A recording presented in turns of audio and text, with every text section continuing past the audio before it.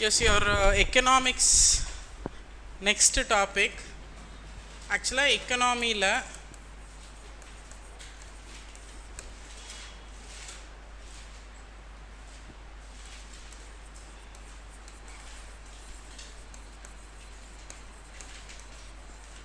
land reforms in agriculture, application of science and technology in agriculture,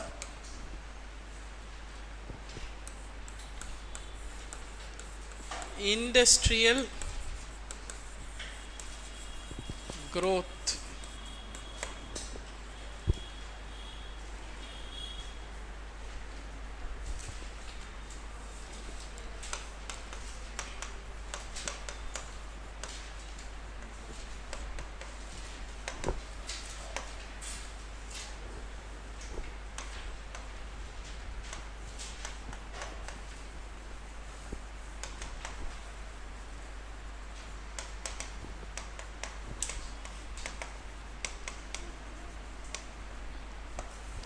Yes, we are left out with this thing la.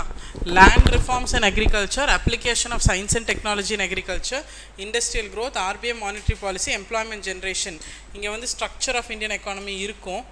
அந்த structure நம்ம first கிளாஸ்லேயே நேச்சருக்கு முன்னாடியே பார்த்துருக்கோம். Employment generation plus social ப்ராப்ளமில் ஒரு 4 இருக்குன்னு நினைக்கிறேன். 5 population, education, health, employment, poverty, ஒரு 5 subheadings. இதுதான் we are left out with. அப்படியே உங்கள் ஜியாகிரஃபி சிலபஸ் போங்க. Geography and economy go together always. யூபிஎஸ்சிக்கும் சரி டிஎன்பிசிக்கும் சரி they go together. அதில் ஃபாரஸ்ட், அக்ரிகல்ச்சர் பேட்டர்ன்,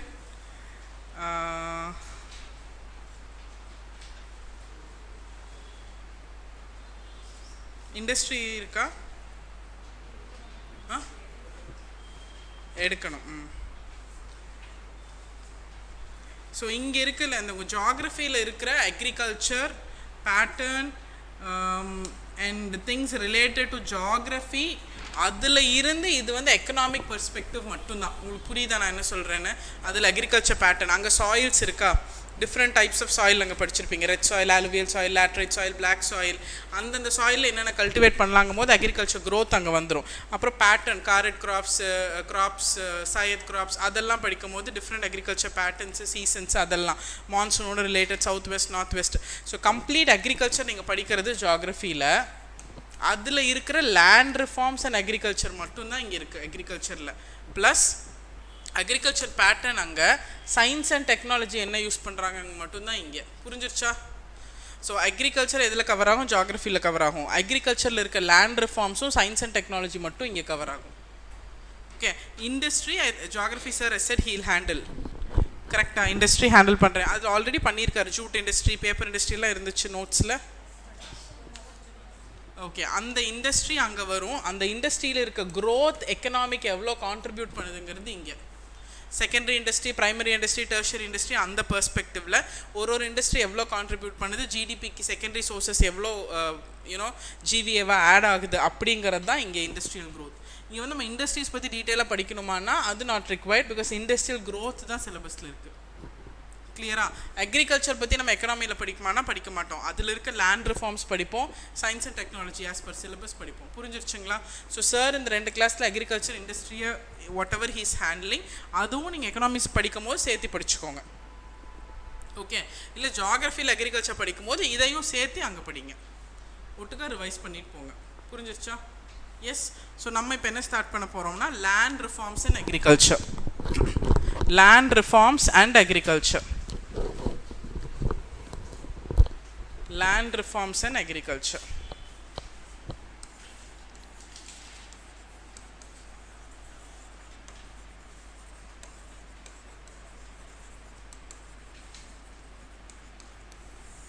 இது ஒரு ஸ்மால் டாபிக். லேண்ட் ரிஃபார்ம்ஸ்னால் அப்படின்னா நில சீர்திருத்தங்கள். கரெக்டா? யா. ஸோ பிரிட்டிஷ், அதுக்கு முன்னாடி கிங்ஸ், அதுக்கப்புறம் பிரிட்டிஷ், அப்புறம் இண்டிபெண்ட் இந்தியா அப்படின்னு 3 ஸ்டேஜஸாக மாறிடுச்சா ஹிஸ்ட்ரியோட கனெக்ட் பண்ணால். You remember reading ryotwari system, mahalwari system, zamindari system. Okay, அதெல்லாம் ஞாபகம் இருந்துச்சுன்னா அங்கேருந்து நம்ம கனெக்ட் பண்ணிக்கலாம். ஃபஸ்ட்டு வந்து கிங்கு கிட்ட இருந்துச்சு லேண்ட் பிலாங்ஸ் டு கிங், எல்லாருமே விவசாயம் பண்ணிக்கலாம், எவ்வளோ விளைச்சல் வருதோ அதை எடுத்துட்டு ஏதோ ஒரு பங்கு கிங்குக்கு கொடுத்துட்டு போயிடுவோம். நம்ம ஹிஸ்ட்ரி அண்ட் கல்ச்சர் படிக்கும் போது பாகா, போகான், டாக்ஸஸ் எல்லாம் படிச்சிருப்போம். ஏன் இவ்வளோ விளைச்சல்னா அதில் ஒரு பாகம் வந்து கிங்கு கொடுத்துருவோம், ஒரு போகம், இந்த போகத்தில் இவ்வளோ பர்சன்டேஜ் கிங்கு கொடுத்துருவோம். So the land belongs to king. அதுக்கப்புறம் இந்த ரெவென்யூ கலெக்ட் பண்ணுறக்காக சில ஏஜென்ட்ஸ் போட்டாங்க, அவங்க தான் இந்த ஜமீன்தார்ஸ். கரெக்டாக பிரிட்டிஷ் பீரியடில் it became zamindari, ryotwari, mahalwari system. So இந்த இன்டர்மீடியட்ஸ் வந்தாங்களா, நடுவில் கலெக்ட் பண்ணுறக்கான ஏஜென்ட்ஸ் வந்தாங்களா. ஜமீன்தார் கலெக்ட் பண்ணுவார், அவர் 1/11 1/10 அவர் வச்சுக்கிட்டு கொண்டு போய் கிங் கிட்ட கொடுப்பாரு. அப்படி எந்த வேலையுமே பண்ணாமல் வசூலிக்கிறக்காக வச்சு அவர் பணக்காராகி ஜமீன் ஆயிடுவார். அப்போ அந்த பிரிட்டிஷ் சிஸ்டம் போனதுக்கப்புறம் அந்த லேண்ட் எதெல்லாம் அவர் கலெக்ட் பண்ணாரோ that belong to him. Therefore ஜமீன்னா பெரிய டான் ஆகிட்டாங்க. கரெக்டாக? ஜமீன்தார், ரஹத்வாரி, மஹல்வாரி, இதெல்லாம் பிரிட்டிஷ் பீரியடில். After independence we had the lands left. அந்த லேண்ட்ஸ் வந்து லேண்ட் டு த டில்லர், யார் விவசாயம் பண்ணுறாங்களோ அவங்களோட லேண்ட். அப்படிங்கும் போது ஒருத்தருக்கும் நிறைய ஏக்கர் இருந்துச்சு. அப்போ கவர்மெண்ட் கொண்டு வந்து லேண்ட் சீலிங், நில உச்சவரம்பு சட்டம். ஓகே, இப்போ தமிழ்நாட்டில் ஒரு ஃபேமிலி நீங்கள் எவ்வளோ லேண்ட் வச்சுருக்கலாம்? Maximum permissible limit 15 acres for a member of 5 plus additional 5 acres plus பொண்ணு இருந்தால் 10 acres. So you can additionally have 30 acres maximum வச்சுக்கலாம். ஓகே, ஃபேமிலி ஆஃப் மெம்பர் 5னா 15, அடிஷ்னல் மெம்பர் இருந்தால் 5. உங்களுக்கு கல்யாண வயசில் கல்யாணம் பண்ணி கொடுக்குற பொண்ணு இருந்துச்சுன்னா ஸ்திரீ தானம் கொடுக்கும்போது லேண்டு கொடுக்குறக்காக 10 acre வச்சுக்கலாம். So totally you can have 30 acres no. எப்படி கணக்கு போட்டாலும் 30 acres வச்சுக்கலாம். ஓகே, அந்த மாதிரி லேண்டு சீலிங் கொண்டு வந்தாங்க. அந்த லேண்டு சீலிங் கொண்டு வரும்போது தான் எக்ஸ்ட்ரா இருக்கிற லேண்டெல்லாம் கவர்மெண்ட்டுக்கு போயிடும். கரெக்டாக? நிறைய இடத்துல பார்த்தீங்கன்னா we had this concept of quarters. பார்த்துருக்கீங்களா? இப்போ கோயம்புத்தூரில் Lakshmi mills quarters, Lakshmi mills colony, அந்த மாதிரி சென்னையிலையும் நிறைய இருக்குது. ஒரு இடத்துல ஒன்று இருக்கும். அப்போ நிறைய லேண்டு வச்சுருந்தவங்களாம் என்ன பண்ணுனாங்க, அந்த நில உச்சவரம்பு சட்டம் வரும்போது Indira Gandhi madam period and extra அவங்களோட லிமிட்டுக்கு மேலே இருக்கிற லேண்டை அவங்க குவார்ட்டர்ஸ், அவங்க லேபரர்ஸ்க்கு கொடுத்துட்டாங்க குவார்ட்டர்ஸாக. ஓகே, நீங்கள் அதை பிரித்து கொடுக்காமல் இருந்தால் அது கவர்மெண்ட்டுக்கு போயிடும். இப்போ என்கிட்ட 100 acre இருக்குது. என்னோட கவர்மெண்ட் ரெஸ்ட்ரிக்ஷன் படி என்னோடய ஃபேமிலி கணக்கு எல்லாம் காமிச்சா 60 acres வச்சுக்கலான்னா அந்த 40 acre கவர்மெண்ட்டுக்கு போயிடுமா? நான் அந்த 40 acre கவர்மெண்ட் கொடுக்காம நான் ஏதாவது ஒன்று பண்ணணும் இல்லை. அந்த 40 acre நான் என்ன பண்ணிட்டேன், நான் ஒரு பெரிய ஆர்கனைசேஷன், LMW மாதிரி பெரிய ஆர்கனைசேஷன்னா என்கிட்ட ஒரு 4000 எம்ப்ளாயிஸ் இருப்பாங்களா. அந்த 40 acre 4000 எம்ப்ளாயிஸ்க்கு பிரித்து கொடுத்துட்டா ஒருத்தருக்கு 3 சென்ட் 5 சென்ட் பிரிச்சிருமா? பிரித்து அவங்களுக்கு கொடுத்து அவங்கள வீடு கட்ட வச்சுருவேன். ஓகே, அது நான் அவங்களுக்கு லேபருக்கு ஃப்ரீயாக கொடுக்க மாட்டேன். மாதம் சம்பளத்தில் அவங்க லேண்ட் அவங்ககிட்ட நான் பிடிச்சிக்குவேன். அப்போ என்னோட பேரில் அந்த லேண்ட் இல்லை, பட் இருந்தாலும் அந்த லேண்டு நான் ஃப்ரீயாக கவர்மெண்ட்டுக்கு போகாமல் நான் ரெவென்யூ ஏர்ன் பண்ணிட்டேன். இந்த கான்செப்டில் நிறைய குவார்ட்டர்ஸ் டெவலப் ஆனதான் லேண்ட் சீலிங் ஆக்ட் வரும்போது. புரிஞ்சிருச்சா what am I trying to tell? So இந்த லேண்ட் சீலிங் ஆக்ட், அது அப்போ இந்த லேண்ட் சீலிங் ஆக்ட் அப்போ அந்த எக்ஸ்ட்ரா லேண்டெல்லாம் கலெக்ட் பண்ணாங்கல்ல.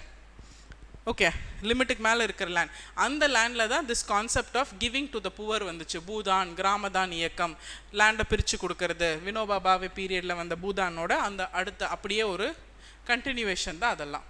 ஸோ லேண்ட் ரிஃபார்ம்ஸ் அப்படிங்கிற ஒரு ஐடியா கிடச்சிச்சா? லேண்ட் ரிஃபார்ம்ஸ்னால் லேண்ட் அப்படிங்கிறது என்றைக்குமே பிரச்சனை தான். நிலம் இருந்தால் பிரச்சனை, இல்லாதவனுக்கு இல்லைங்கிறது மட்டும்தான். இருந்தால் there was always a problem. அது யார்கிட்ட இருக்குது, கரெக்டாக டேக்ஸ் கட்டுறாங்களா? அதில் பிரிட்டிஷ் பீரியடில் இன்னொரு பிரச்சனை என்ன வந்துச்சு அப்படின்னா, நார்மலாக கிங்கு கிட்டே இருக்கும்போதும் பிரிட்டிஷ் கிட்ட இருக்கும்போதும் ஒரு டிஃப்ரென்ஸ். கிங்கு கிட்ட லேண்ட் இருந்துச்சு, the land owner was the king. விளைச்சல் பண்ணுனா மட்டும் அதிலிருந்து ஒரு ஷேரை வந்து கிங்குக்கு கொடுப்போம். கரெக்டாக? ஆனால் பிரிட்டிஷ் பீரியடில் என்ன பண்ணிட்டாங்க, அந்த லேண்டில் நீங்கள் விளைச்சல் பண்ணாலும் பண்ணலைனாலும் நீங்கள் வரி கொடுக்கணும். அப்போ என்ன ஆயிடுச்சு, டேக்ஸ் இங்கே வந்து ரெண்ட்டாக மாறிடுச்சு. இன்கம் ஏர்ன் பண்ணனா நான் டேக்ஸ் கொடுப்பேன். நீ இன்கமே நீ சம்பாதிக்காமல் போ, எனக்கு மாதம் 10,000 ரூபா கட்டினா நான் எப்படி கட்ட முடியும்? அப்போ நான் என்ன பண்ணேன், இந்த லேண்ட் நான் வச்சுருக்கிறனால கன்ஃபார்மாக டேக்ஸ் கேட்குறாங்க. அந்த டேக்ஸ் இஸ் லைக் ரெண்ட். ஆனால் எனக்கு மழை இல்லை, விவசாயமே பண்ணல. அப்போ இந்த லேண்டை வச்சு நான் காசு வாங்கினேன் ஃபஸ்ட்டு. அதுதான் மணி லெண்டர் கான்செப்ட். இந்த டவுனில் இருக்கிற மணி லெண்டர் கிராமத்துக்குள்ளே வந்தது அதுதான் ஃபஸ்ட்டு. ஓகே, உன் நிலத்துக்கு நான் காசு கொடுக்குறேன். அப்போ அந்த மணி லெண்டர் காசை நான் திருப்பி கட்ட முடியல. அடுத்தது டேக்ஸ்னால் டெட்டு ட்ராப்புக்குள்ளே அவன் விழுந்துட்டானா, அந்த டெட்டு ட்ராப்புக்குள்ளே விழுகும் போது அந்த லேண்ட் வந்து ஒரு செல்லிங் கமோடிட்டியாக மாறிச்சு. அதுக்கு முன்னாடி வரைக்கும் land is not a commodity it self. அது ராஜானா ராஜா கிட்டேயே தான் இருக்கும். அவன் யார் விவசாயம் பண்ணுறானோ அவன் பண்ணிக்கிட்டே இருப்பான். வந்தால் பண்ணுவான், மீதியை கொடுப்பான், வரலையா ஒன்றும் இல்லை விட்டுருவாங்க. Because the king is a native, அவனுக்கு தெரியும் மழை வந்தால் தான் விவசாயம் பண்ண முடியும் தெரியும். பிரிட்டிஷ் இஸ் அன் ஏலியன், அவனுக்கு தெரியாது. அவனுக்கு they want revenue from the land. So they started collecting land as rent, tax as rent, not as tax. அப்போ மணி லெண்டர் கான்செப்ட் உள்ளே வந்துச்சு. மணி லெண்டர் கான்செப்ட் உள்ளே வந்தபோது மணி லெண்டரை ஃபில் பண்ணும்போது அந்த லேண்ட் யார்கிட்ட போயிடுச்சு? மணி லெண்டர்கிட்ட போயிடுச்சு. அந்த மணி லெண்டர் அவன் வெறும் ஃபினான்ஸ் பண்ணுறவன், அவனுக்கு விவசாயத்தை பற்றி தெரியுமா? பண்ண மாட்டான். அப்போ அவன் என்ன பண்ணால் அந்த மணியை வந்து அந்த லேண்டை வந்து ஜமீன்தாருக்கு விற்க ஆரம்பித்தான். அவனுக்கு ஃப்ரீயாக வந்தது தானே, இன்ட்ரெஸ்ட் கட்ட முடியாமல் திருப்பி காசு கொடுக்க முடியாதனால வந்த லேண்டை அவன் he's a city guy, he started giving or selling the land to zamindar, big land lots. So land ஒரு செல்லிங் கமோடிட்டியாக மாறினது டியூரிங் பிரிட்டிஷ் பீரியட். ஓகே, இதுதான் history of land reforms in India. So history of land ரிஃபார்ம்ஸ்க்குள்ள start பண்ணது JC Kumarappa committee 1942. அவங்க தான் முதல்ல land reforms கொண்டு வந்தாங்க. அதில் டெனன்சி ரிஃபார்ம்ஸ் கொண்டு வந்தாங்க, லேண்ட் சீலிங் கொண்டு வந்தாங்க, அபாலிஷன் ஆஃப் இன்டர்மீடியரிஸ் கொண்டு வந்தாங்க. இது எல்லாமே கொண்டு வந்தது குமரப்பா, ஜேசி குமரப்பா கமிட்டியோட ரெக்கமெண்டேஷன். அங்கேருந்து இன்னைக்கு வரைக்கும் we have come a long way. சரிங்களா? So land reforms and agriculture மட்டும் இப்போ நம்ம வில் ஃபினிஷ் இட் ஆஃப். ஏன்னா எக்கனாமியில் லேண்ட் ரிஃபார்ம்ஸ் அண்ட் அக்ரிகல்ச்சர் மட்டும்தான் இருக்குது. So right down land reforms. 2011 census படி 61.5% of the population க்கு agriculture தான் main source. 2011 census படி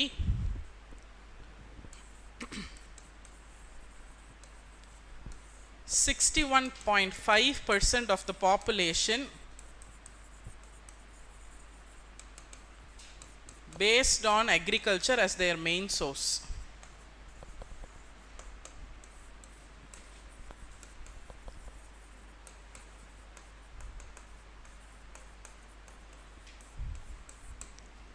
as their main source. அப்போ இந்த அக்ரிகல்ச்சர்லேருந்து எவ்வளோ கான்ட்ரிபியூட் பண்ணுறாங்க ஜிடிபிக்குன்னா அரவுண்ட் 18.5% டு ஆவரேஜ் 20%. கரெக்டாக மாறிக்கிட்டே இருக்கும், வருஷம் அது மாறிக்கிட்டே இருக்கும். பட் அவ்வளோதானே, அதுக்கு மேலே இருக்காதுல்ல. ப்ரைமரி செக்டர்லேருந்து அவ்வளோதானே contribution. So 18%, 17%, it goes even down 17% கூட போகலாம். இந்த 61% மக்களும் சேர்ந்து 20% தான் டார்கெட் பண்ணுறாங்க, கான்ட்ரிபியூட் பண்ணுறாங்க. இதுவே செகண்டரி செக்டார் ஒரு 30% அந்த மாதிரி கான்ட்ரிபியூட் பண்ணுறாங்க. டெர்ஷரி செக்டார் 60% கான்சன்ட்ரேட் பண்ணுறாங்க. ஸோ 60 ஒரு 50, 55, இங்கே ஒரு 25 ப்ளஸ் இது ஒரு 15, 20, totally adds up to 100% of the total GDP of the country.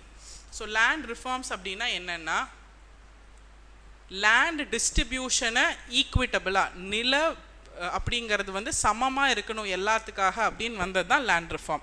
So land reform is nothing but which deals about the equitable distribution of land. நிலத்தை சமமாக பிரித்து கொடுக்கறக்காக வந்தது தான் நம்மளோட லேண்ட் ரிஃபார்ம்ஸ். அப்போ ஈக்விட்டபிளாக லேண்டை பிரித்து கொடுத்துட்டோம். லேண்ட் ரிஃபார்ம்ஸில் மெயின் ஐடியாவே லேண்டை வந்து டிஸ்ட்ரிபியூட் பண்ணணும். எப்படி டிஸ்ட்ரிபியூட் பண்ணணும்?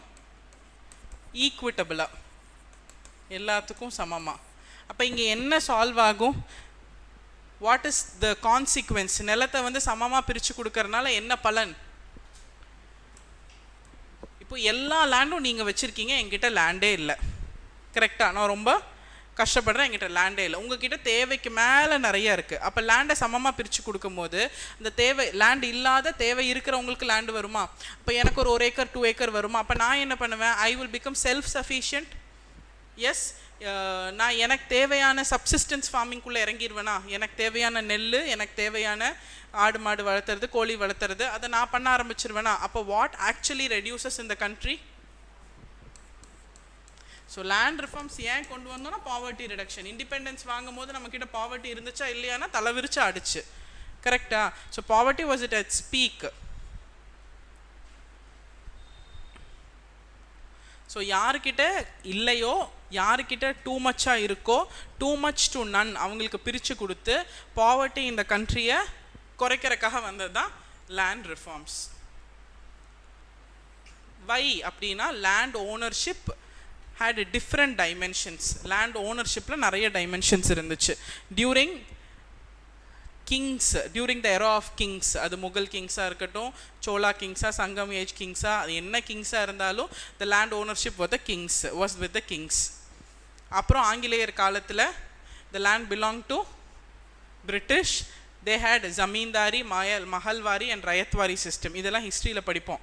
யார் கொண்டு வந்தா, எங்கே கொண்டு வந்தா, மெட்ராஸ் பாம்பேயில் மட்டும் ரயத்வாரி இருந்துச்சு, அதெல்லாம் we will learn in history. Yeah after independence இந்த லேண்ட் ரிஃபார்ம் தேவைப்பட்டுச்சு. ஏன்னா லேண்ட் ஓனர்ஷிப் வேரி ஆகிட்டே இருந்ததுனால நிலையான நில சீர்திருத்தங்கள் தேவைப்பட்டது. அதிக லேண்ட் இருக்கவங்ககிட்டையும் லேண்ட் இல்லாதவங்ககிட்டையும் பிரித்து கொடுக்கறக்காக, மியூச்சுவலி பெனிஃபிட்டிங்காக இருக்கிறக்காக.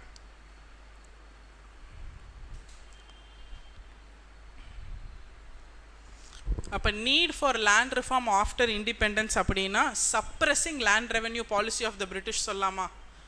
பயங்கர கொடுமையான லேண்ட் ரெவென்யூ பாலிசிஸ். அதான் ரெண்ட் மாதிரி கலெக்ட் பண்ணது. In bracket tax was like rent. அதுவும் ஒரு main reason.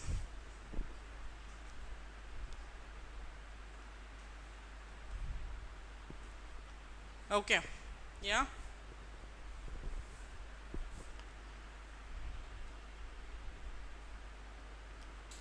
write down objective of land reform policy. Objectives of land reform policy.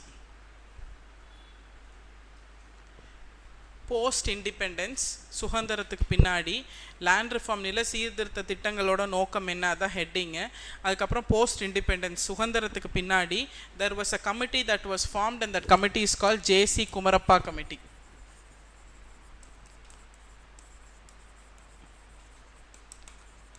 J.C. Kumarappa Committee. Ma'am, the committee period, ma'am? 1942.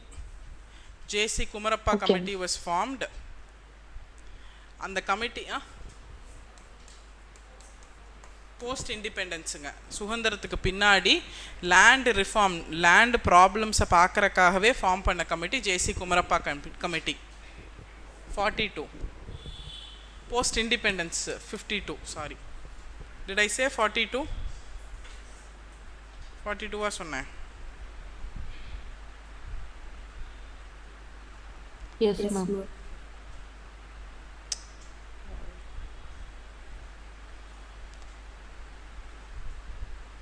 Actually,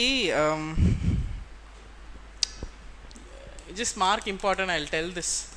இந்த number மட்டும் நான் இந்த year மட்டும் நான் பார்த்துட்டு சொல்கிறேன். பிகாஸ் இந்த குமரப்பா கமிட்டி வாஸ் ஃபார்ம்ட். அந்த கமிட்டி டிவாலுவேட் பண்ணதில் தான் இயர் மாறும்னு நினைக்கிறேன். அந்த கமிட்டி பிலாங்ஸ் டு 42.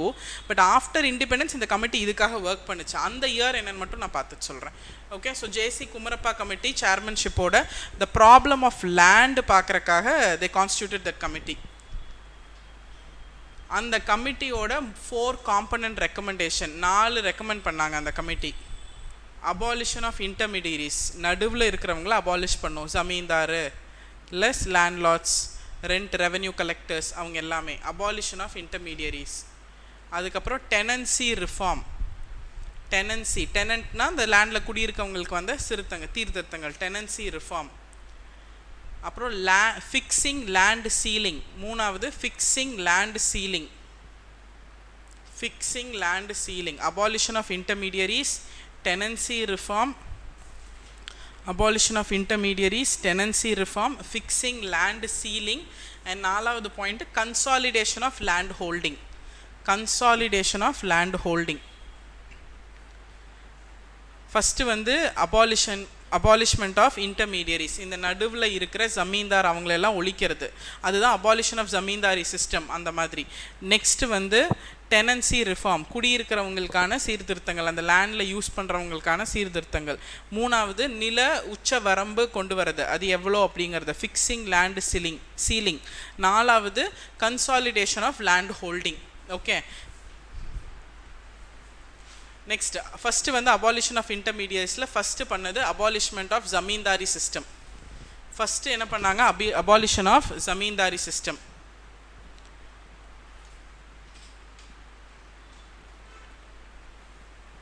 அப்போது இன்டர்மீடியரிஸை அபாலிஷ் பண்ணும் போது இந்த இன்டர்மீடியரிஸ் யார்? டில்லர்ஸ், இல்லைன்னா விவசாயம் பண்ணுறாங்க, ஃபார்மர்ஸ் அண்ட் ஸ்டேட்டு கவர்மெண்ட்டோ கிங்கோ, இவங்களுக்கு நடுவில் இருக்கிற ஜமீன்தாரிஸ். இந்த ஸ்டேட்டுக்கு ரெவென்யூ கொடுத்தா போதும், இவங்க தான் இந்த லேண்டுக்கு ஓனர். இங்கே இருக்க விவசாயம் இவங்க கிட்ட கொடுப்பாங்க, இவங்க கிட்ட கொடுத்துட்ருப்பாங்க. கரெக்டாக? எஸ். இந்த ஏரியாவை ரிமூவ் பண்ணதுனால கிட்டத்தட்ட 2 crore ஃபார்மர்ஸ் லேண்ட் ஓனர்ஸாக மாறிட்டாங்க. 2 crore farmers became land owners.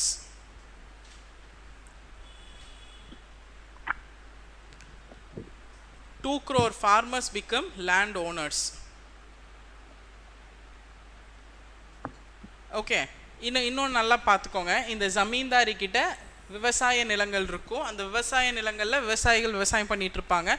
அந்த விவசாயிக்கிட்ட இருந்து பிடுங்கி இவங்க கொஞ்சம் வச்சுட்டு ஸ்டேட்டுக்கு கொஞ்சம் கொடுத்துட்ருப்பாங்க. இப்போ இந்த ஜமீன்தார் ரிமூவ் பண்ணும்போது, இந்த ஜமீன்தாரை ரிமூவ் பண்ணதுனால, ஜமீன்தார் ரிமூவ் பண்ணதுனால விவசாயம் பண்ணிட்டு இருந்தவங்களே ஓனர் ஆயிடுவாங்க. Point number 1. ஆனால் அந்த ஜமீன்தார் கிட்ட வெறும் விவசாய நிலம் மட்டுமா இருந்திருக்கும், இன்னும் எக்ஸ்ட்ரா லேண்ட் வச்சுருப்பாங்கல்ல, ஃபாரஸ்ட் லேண்ட் ஆக்கிரமிச்சு வச்சுருப்பாங்க, தரிசல் நிலம் வச்சுருப்பாங்க, அந்த மாதிரி நிறையா வச்சுருப்பாங்கல்ல. அப்போ இவங்களை ரிமூவ் பண்ணதுனால இந்த ஓனர்ஷிப்பும் போயிடுமா? இங்கே இவங்க ஏற்கனவே விவசாயம் பண்ணிட்டு இருந்ததுனால இவங்க போனோன்னு விவசாயிகள் ஓனர் ஆகிட்டாங்க. இன்னும் யாருமே இல்லை. அது ஃபாரஸ்ட் லேண்டாக இருக்கலாம், ஃபேலோ லேண்டாக இருக்கலாம், தரிசல் நிலமாக இருக்கலாம், வேஸ்ட் லேண்டாக இருக்கலாம். அந்த மாதிரி இவங்க நிறைய வச்சுட்டு இருந்திருப்பாங்க. இதெல்லாம் எங்கே போயிடுச்சு? கவர்மெண்ட்டுக்கு போயிடுச்சு. அந்த லேண்டை கவர்மெண்ட் என்ன பண்ணுச்சு? லேண்ட்லெஸ் ஃபார்மர்ஸ்க்கு பிரித்து கொடுத்துருச்சு. புரிஞ்சிருச்சுங்களா? So the concept was, farmers கிட்ட இன்டர்மீடியட்ஸ் வச்சுருந்த லேண்டை வந்து they gave the ownership to farmers. Other waste land, fallow land, forest land, அதெல்லாம் கல்டிவபிள் வேஸ்ட் லேண்ட். அது கல்டிவபிள் லேண்டு தான், ஆனால் வேஸ்ட் லேண்டாக இருந்திருக்கு. ப்ரைவேட் ஃபாரஸ்ட் லேண்டாக இருந்திருக்கும். ஃபாரஸ்ட் கவர்மெண்ட் கிட்ட தானே இருக்கும்னா ப்ரைவேட் ஃபாரஸ்ட் லேண்டு. அதெல்லாம் இன்டர்மீடியட்ஸ் இருந்ததை பிடிச்சி ஸ்டேட் வச்சுக்கிட்டாங்க. அந்த லேண்டை லேண்ட்லெஸ் ஃபார்மர்ஸ்க்கு பிரித்து கொடுத்துட்டாங்க. புரிஞ்சிருச்சுங்களா?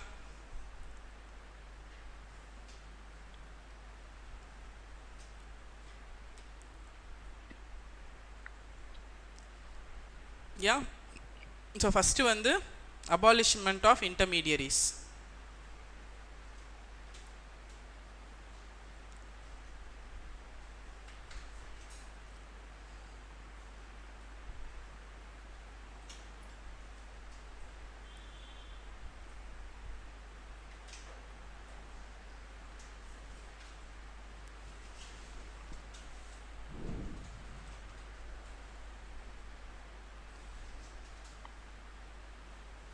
Clear? Yes. Next tenancy reform. டெனன்சி ரிஃபார்ம்னா எல்லாருமே லேண்ட் ஓனர்ஸ் கிடையாது. கரெக்டாக? எல்லாருமே லேண்ட் ஓனர்ஸ் கிடையாது. லேண்டில் இப்போவும் தே stay for period and they cultivate. கரெக்டாக? குத்தகைன்னு ஒரு கான்செப்ட் இருக்கா? அந்த கான்செப்ட் இங்கே வருமா? அந்த டெனன்சி கொடுத்துட்டு இருந்த டேக்ஸ் ரேட் வந்து during British period it was 35 to 75% இருந்துச்சு ப்ரீ இண்டிபெண்டன்ஸ் பீரியடில். The rent paid by the tenants during pre independent period, அந்த ரெண்ட்டாக அந்த நிலத்தில் குடியிருக்கிறவங்க பிரிட்டிஷ்க்கு ஆங்கிலேயர்கள் கொடுத்துட்டு இருந்தது 35லேருந்து 70% கொடுத்துட்டு இருந்தாங்க. 75%, 35 to 75%. இந்த டெனன்சி ரிஃபார்ம் அப்படிங்கிற சட்டம் வந்ததுக்கப்புறம் அந்த ரெண்ட்டை 20லேருந்து 25% குறைச்சிட்டாங்க.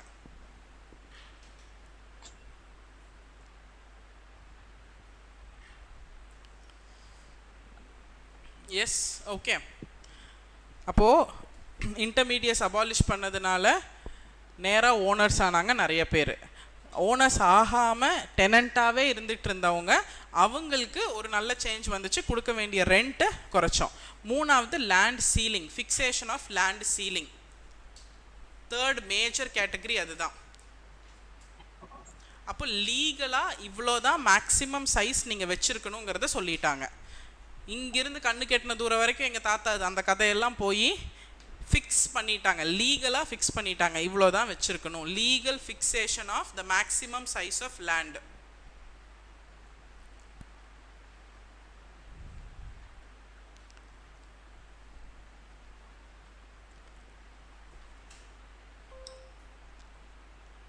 ஸோ இப்போ தமிழ்நாடு கவர்மெண்ட் வந்து இந்த லேண்ட் சீலிங்கை அதுக்கப்புறம் நிறைய அமெண்ட்மெண்ட்ஸ் வந்திருக்கோங்க. 50ல் ஒரு தடவை, 62ல் ஒரு தடவை, 72ல் ஒரு தடவை, அது மாறிக்கிட்டே இருக்கும். கரண்ட்லி தமிழ்நாடு கவர்மெண்ட்டோட land ceiling 30 acres per family. 30 acres maximum per family.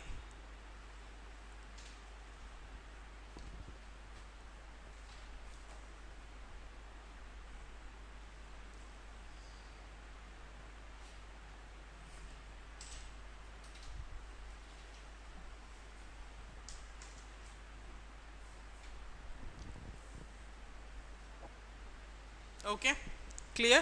Done. Next, the last thing is land consolidation.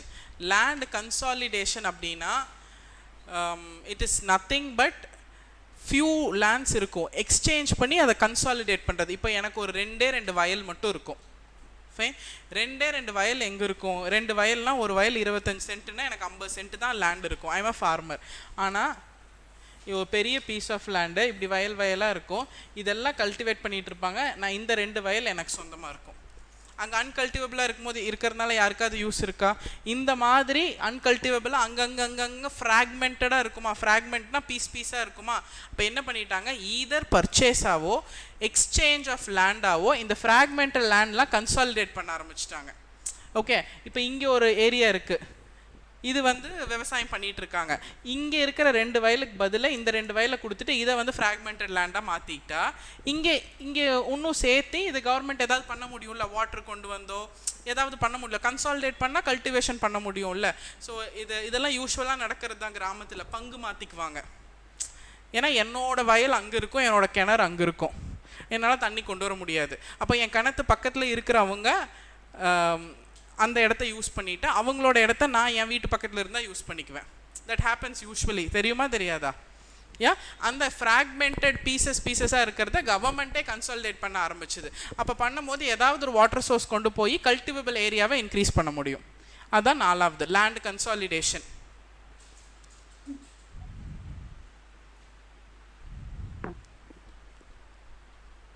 தமிழ்நாட்டில் கன்சாலிடேஷன் ஆஃப் லேண்டுக்கு லா கிடையாது, இப்போ வரைக்கும் லா கிடையாது. ஆனால் நிறைய ஸ்டேட்ஸில் இருக்குது. Tamil Nadu, Kerala, Manipur, Nagaland and all we don't have law for consolidation of land. Okay, purchase பண்ணிக்கலாம், இல்லை we can exchange and do it mutually, but we don't have law for consolidation.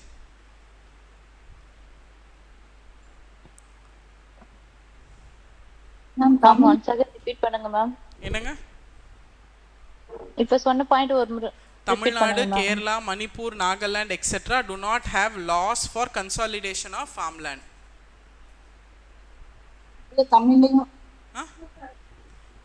Land consolidate பண்ணுறக்கு லேண்டை வந்து அங்கங்கே பீஸாக இருக்கிற லேண்டை அரசு என்ன பண்ணும், அதை வந்து ஒருங்கிணைக்கும். ஒரே இடத்துல அதை கன்சாலிடேட் பண்ணி ஏதாவது ஒரு வாட்டர் சோர்ஸ் கொண்டு வந்து அதை வந்து விவசாய லேண்டாக மாற்றுறதுக்கு ட்ரை பண்ணும். ஆனால் தமிழ்நாடு மாதிரி ஒரு ஸ்டேட்டில் இது வரைக்கும் லேண்டை வந்து அப்படி பண்ணுறதுக்கு சட்டம் கிடையாது. கிளியர்? என்னென்ன ஊர் மேம்? நாகாலாந்து, மணிப்பூர், நிறைய ஸ்டேட்ஸ் இருக்குங்க. Example Tamil Nadu, Manipur, Nagaland, Kerala.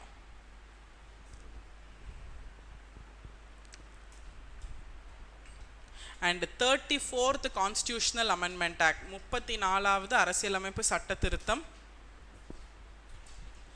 placed sealing laws in the 9th schedule. Ceiling law சீலிங்கை வந்து 9th ஸ்கெடியூலில் வச்சிருச்சு. 34th கான்ஸ்டியூஷன் அமெண்ட்மெண்ட் ஆக்ட் வந்து உங்கள் லேண்டு சீலிங்கை 9th ஸ்கெடியூலில் வச்சிருச்சு. 9th ஸ்கெடியூலில் வச்சா என்ன அட்வான்டேஜ்? நோ நீதிமன்ற ஆய்வுக்கு அதை வந்து உட்படுத்த முடியாது. That's all. No judicial review. So 34th constitutional amendment act placed ceiling laws in the 9th schedule. So 2 movement related to land reforms. அடுத்தது no judicial review. No judicial review if kept in 9th schedule. So 2 movements related to land reforms. ஒன்று பூதான் moment, இன்னொன்று கிராமதான் moment. ஒன்று பூதான் moment, இன்னொன்று கிராமதான் moment. பூதான் moment யார் start பண்ணா? ஆச்சாரிய வினோபா பாவே. அவர் யார்? காந்திஜியால் select பண்ணப்பட்ட first individual satyagrahi. Okay, so 1951 when he started this movement. Acharya Vinoba Bhave started this movement in 1951. 1951 Acharya வினோபாவை start பண்ண மூமெண்ட் பூதான் இயக்கம். Okay, Bhoodan movement. அதுக்கப்புறம் அதை யார் எடுத்துகிட்டு போனான்னா ஜேபி நாராயண்.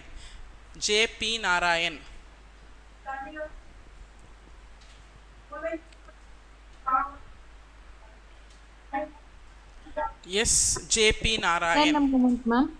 என்னங்க? Bhoodan movement next ma'am. Bhoodan movement and Gramdan இயக்கம் அப்படின்னு 2 வந்துச்சு. பூதான் மூமெண்ட்டை ஃபஸ்ட்டு ஸ்டார்ட் பண்ணது ஆச்சாரிய வினோபா பாவே 1951. அதுக்கப்புறம் ஜேபி நாராயண் அதை எடுத்துகிட்டு போனார். தென் அவரோட ஃபாலோவர்ஸோடு சேர்த்து அவர் ஆரம்பித்தது சர்வோதய சமாஜ்.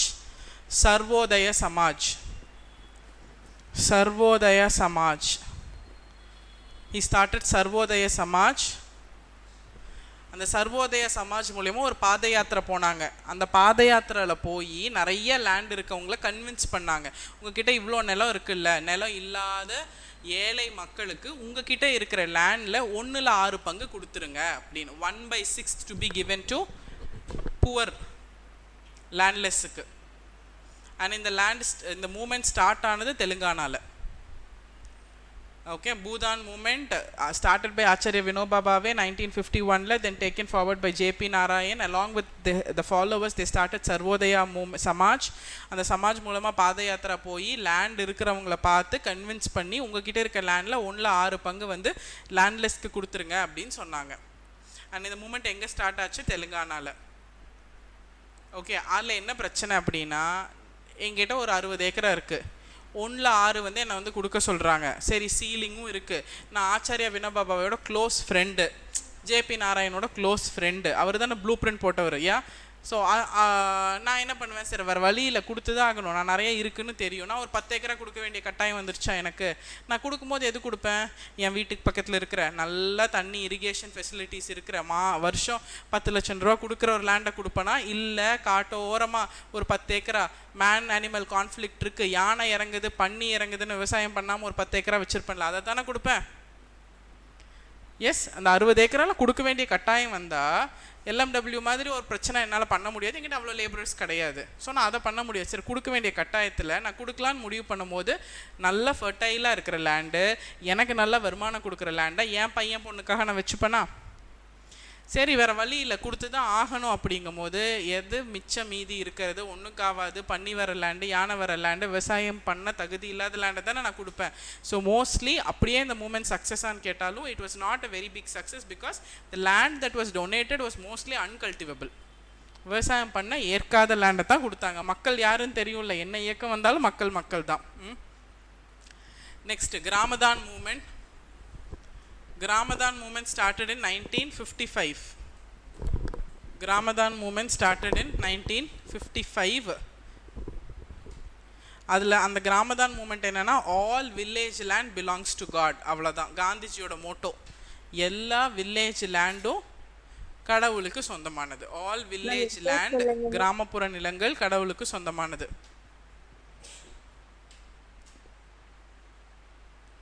ஓகே, அப்போ என்ன சொல்லிட்டாங்க, ஒரு கிராமத்தில் ஒரு பெரிய கை இருப்பார், அவர்கிட்ட ஒரு 40 ஏக்கரா இருக்கும்.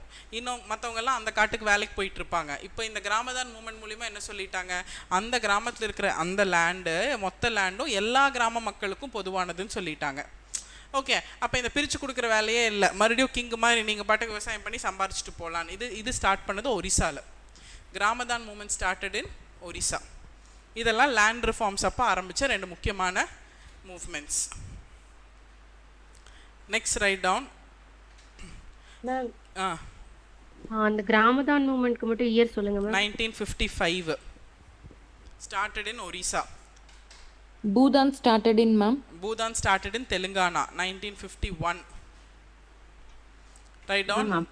Next, committees related to land reforms. Kumarappa committee 1948 start ஆச்சு. ஓகே, அங்கே ஒரு இயர் எழுதாமல் வச்சுருந்தோம்ல, 42, 47லாம் இங்கே எழுதிருங்க. 1948 குமரப்பா கமிட்டி ஸ்டார்ட் ஆச்சு. அங்கேயும் போய் எழுதிட்டு வந்துருங்க. Yes, so committees related to land reforms. Kumarappa committee 1948. Kumarappa committee என்ன பண்ணாங்க, 4 விஷயத்தை கொண்டு வந்தாங்க. என்னென்ன? இன்டர்மீடியரிஸ் அபாலிஷ் பண்ணுறது, டெனன்சியில் ரிஃபார்ம்ஸ் கொண்டு வர்றது, அப்புறம் சீலிங் கொண்டு வர்றது, அதுக்கப்புறம் கன்சாலிடேஷன் பண்ணுறது. So JC Kumarappa committee 1948. Next, Dantwala committee.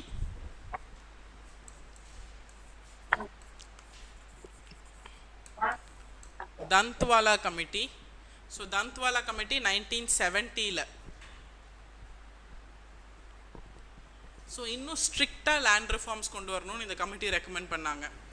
Stricter land reforms, அது பேசிக்காக அது மெயினாக லேண்ட் சீலிங் பற்றி. தந்த்வாலா கமிட்டி லேண்ட் சீலிங் பற்றி கொண்டு வந்தாங்க. மெயினாக ரொம்ப ஸ்ட்ரிக்டர் லேண்ட் ரிஃபார்ம்ஸ் ரெக்கமெண்ட் பண்ணாங்க. பார்கவா கமிட்டி 1974. மியூட் பண்ணிடுங்க, ஏதோ டிஸ்டர்பன்ஸ் கேட்குது. பார்கவா கமிட்டி 1974. இது 1970. 1940 ஜேசி. இந்த பார்கவா கமிட்டி தான் computerization of land records.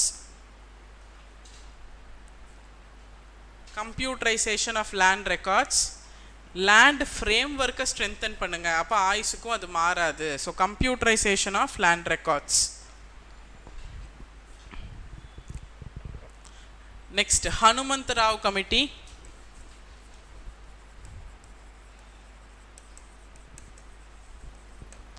Hanumantha Rao committee 1979. Hanumantharao committee 1979. J C Kumarappa committee 1948 தானே மேம் சொன்னீங்க இப்போ சொல்லும்போது. I don't know why that 1942 is stuck in my mind. JC Kumarappa in 1942 ஏதோ ஒரு லிங்க் இருக்கு which I am not able to recollect. Hanumantharao committee 1979. Identification, acquisition and distribution of surplus land. எங்கெங்கெல்லாம் சர்ப்ளஸாக land வச்சுருக்காங்கன்னு ஐடென்டிஃபை பண்ணி அதெல்லாம் அக்வயர் பண்ணி distribute பண்ணுறதுக்கு தான் இந்த நியூ ஃபார்மர்ஸ்க்கு செட்டில் பண்ணுறதுக்கு வந்தது தான் ஹனுமந்தராவ் கமிட்டி.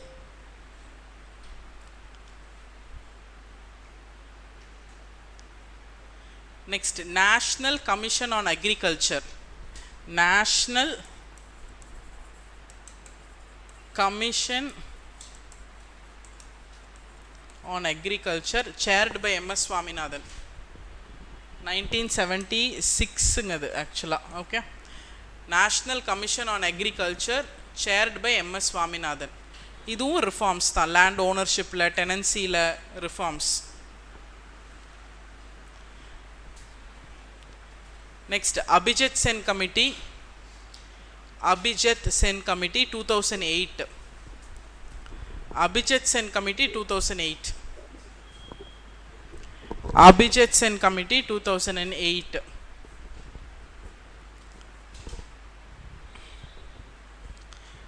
இது வந்து ட்ரைபல் லேண்டையும் ரெக்கமெண்ட் பண்ணுச்சு, ட்ரைபல் லேண்ட் ரிஃபார்ம்ஸையும் ரெக்கமெண்ட் பண்ணுச்சு.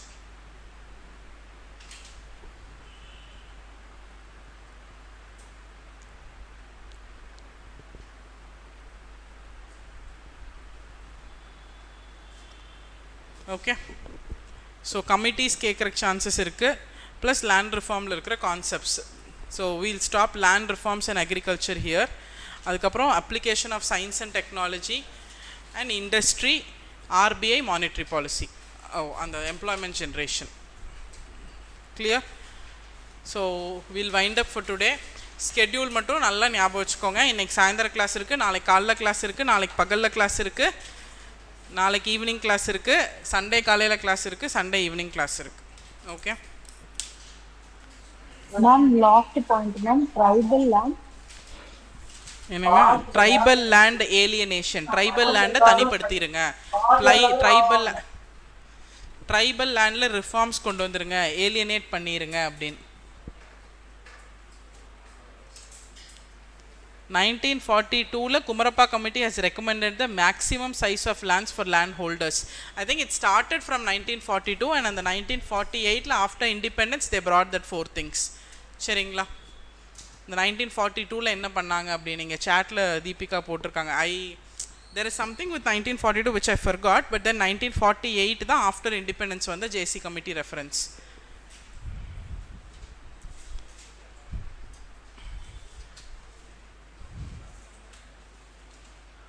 And also Monday, நாளைக்கு ஜியாகிரஃபி கிளாஸ் முடியலைன்னா மண்டே ஜியாகிரஃபி கிளாஸும் இருக்கும், எக்கனாமிக்ஸ் கிளாஸும் இருக்கும். ஆமாம் தானே? ஏன்னா நான் இப்போ தான் நான் ஜியாகிரஃபியில் டாபிக்ஸ் பார்த்தேன். நாளைக்கு முடியலை அப்படின்னா I think I love to talk to geography sir, அவர்கிட்ட நான் பேசுகிறேன். பட் நாளைக்கு முடியலைன்னா மண்டே 2 கிளாஸ் இருக்கும், காலையில் geography, afternoon economics. March 31st 99.9% we will finish. இல்லைனா April 1st we will finish.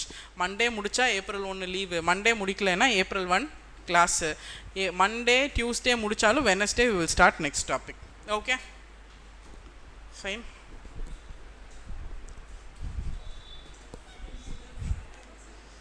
S see you tomorrow at 6 o'clockங்க கிளாஸுக்கு வந்துருங்க. நாளைக்கு காலையில் 6 மணிக்கு தான் கிளாஸ். ஸோ ரெக்கார்டிங் எல்லாம் கொடுக்க மாட்டோம், எல்லோரும் கிளாஸ்க்கு வந்துருங்க. ஓகே 6 o'clock தானே. So all of you come to the class. அதுக்கு எதுக்கு recording? Okay thank you, see you tomorrow.